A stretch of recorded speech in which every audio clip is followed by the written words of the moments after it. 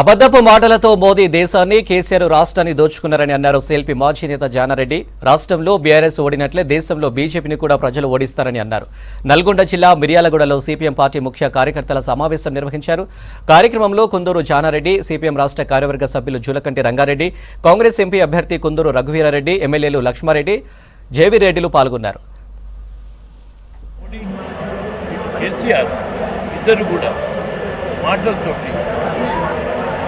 కేవలం అబద్ధాలతో ఇచ్చిన హామీలను నిలబెట్టకుండా, చెప్పిన అబద్ధం చెప్పకుండా, సెంటిమెంట్లతో ఈ రాజ్యాన్ని పరిపాలించాలని ప్రజలను మోసం చేస్తున్న విధానాన్ని అందరూ ఇవాళ గమనించారు. అందుకనే ఇక్కడ కేసీఆర్ గుణపాఠం చెప్తున్నారు. రేపు రాబోయే మోడీ కూడా గుణపాఠం చెప్పి ప్రజాస్వామ్యాన్ని పరిరక్షించాలనేది మా అభిమతం.